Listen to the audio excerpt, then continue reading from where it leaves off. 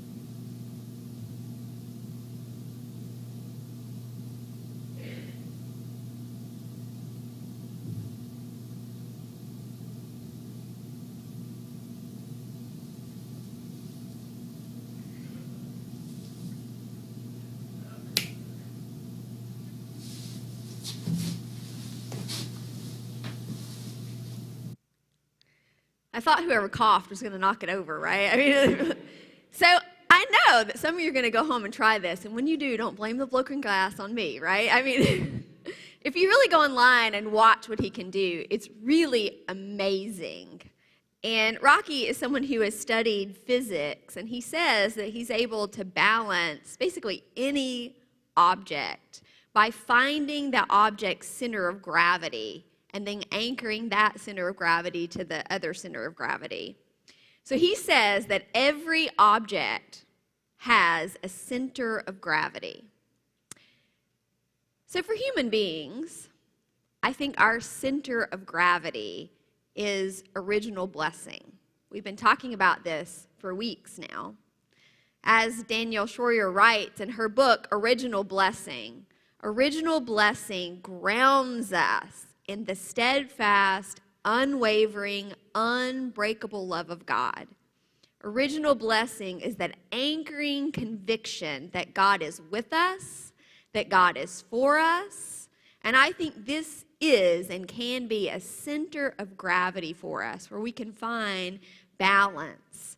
When we embrace original blessing, it can allow us to move freely in the world with just a secure and steady home base. So today is the last week in this worship series that we've been doing called You're Enough, Embracing Original Blessing.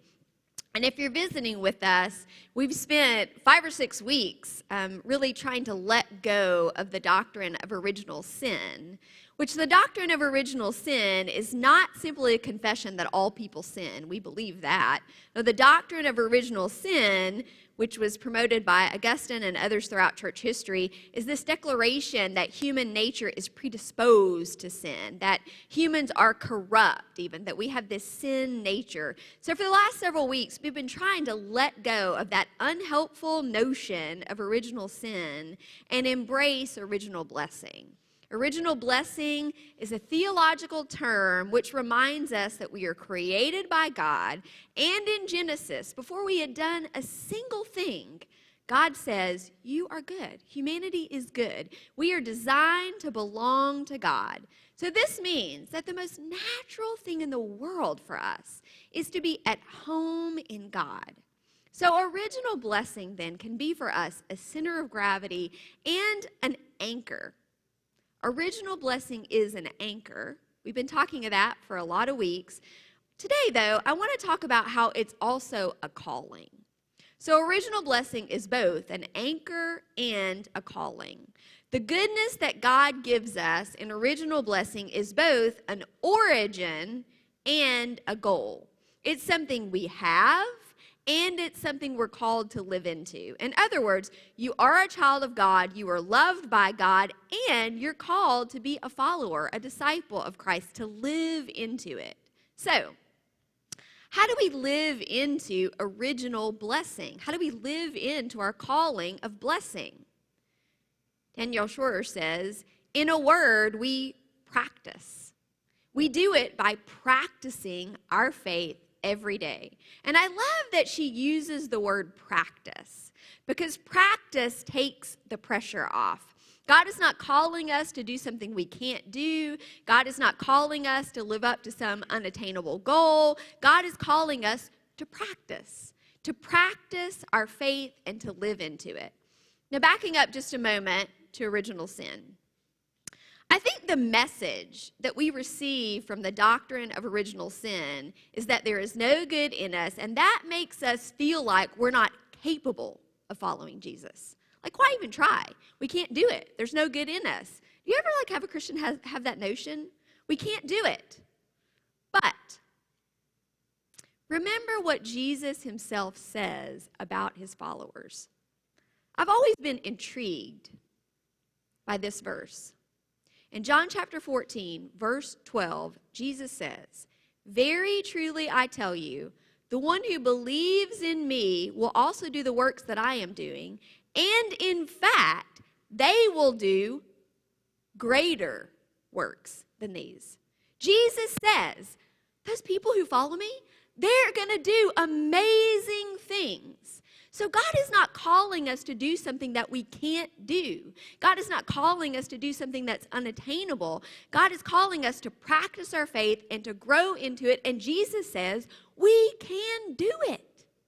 Philippians chapter 2 puts it this way, our passage of scripture that we read earlier.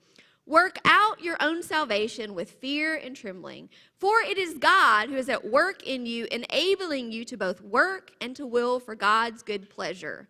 Now, Protestants don't like the language of work out your salvation. We don't like it, right? Because we say, wait, it's not works, it's grace, right? Grace, faith, that's what gets it done.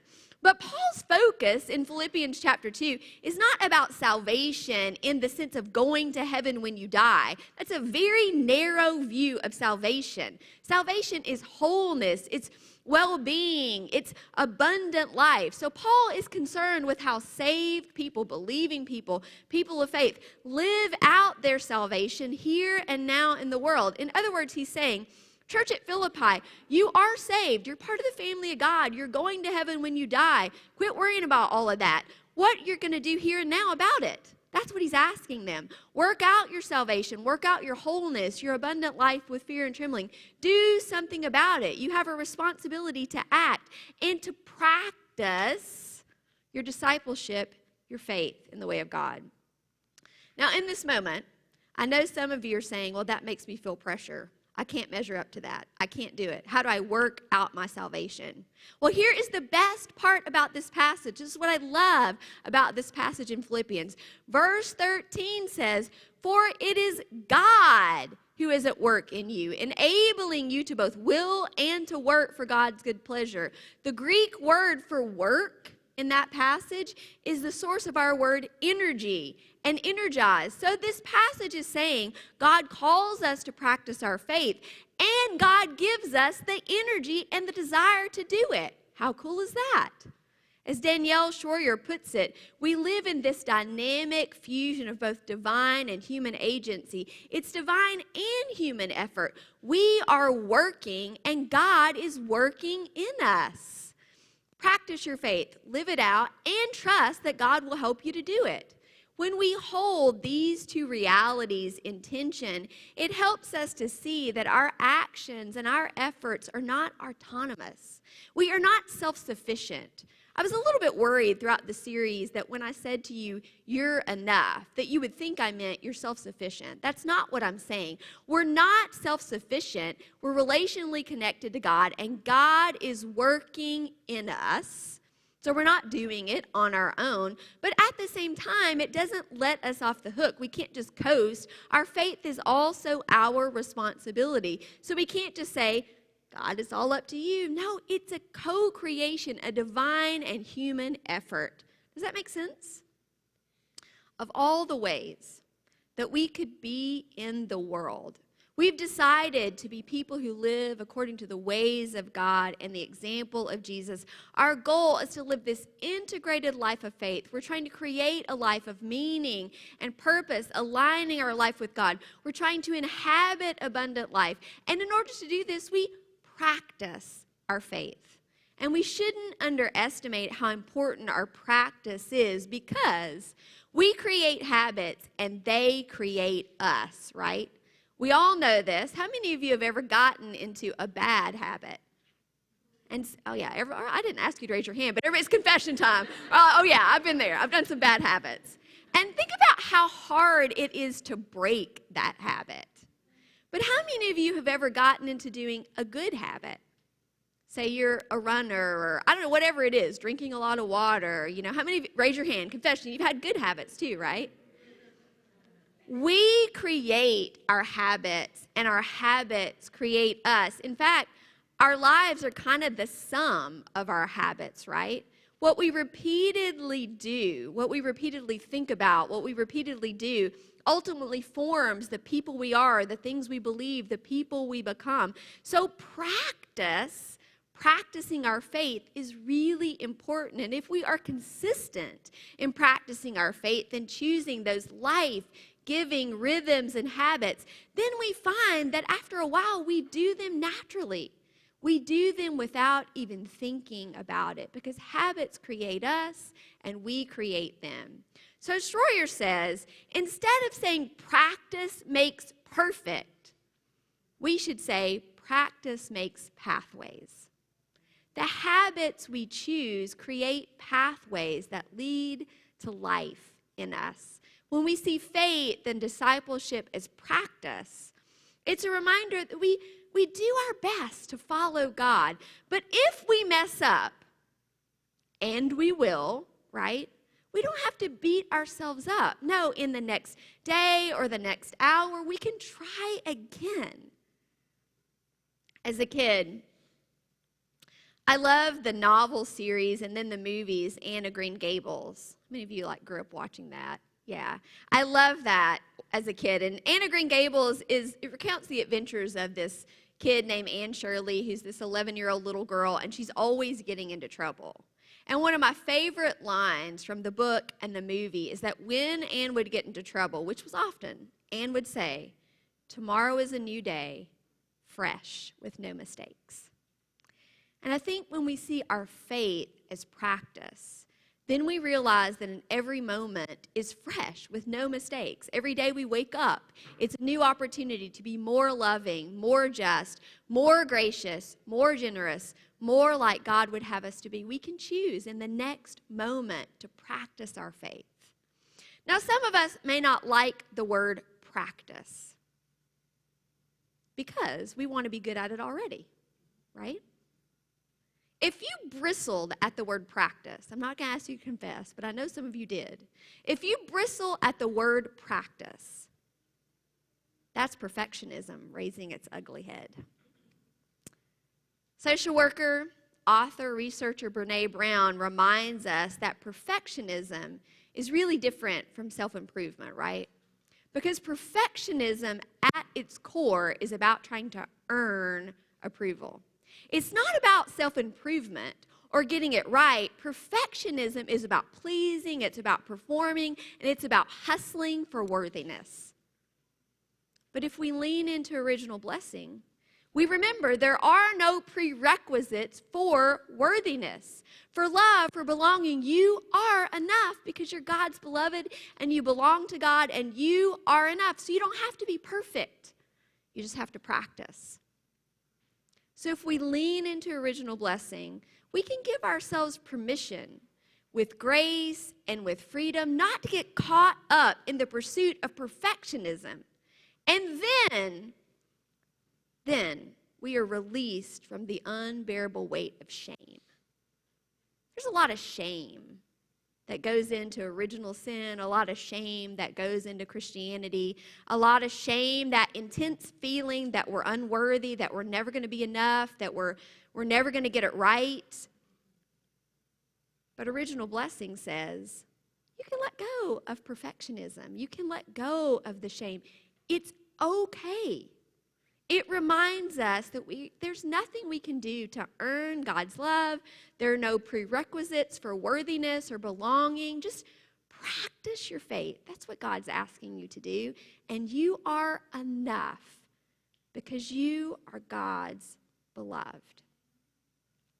So today we want to conclude this series by inviting you to release shame, to release the baggage of original sin that's maybe been hanging over your head since you were a kid, and to receive a blessing.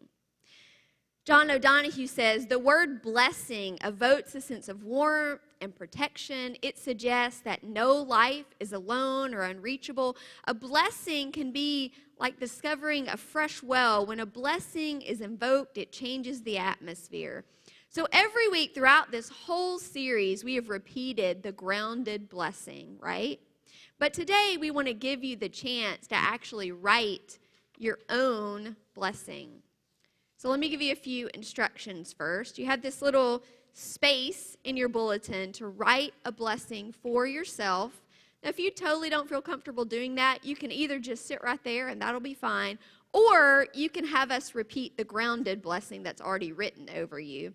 But if you feel comfortable, we want to invite you today to write a blessing for your own life, because you know your life best.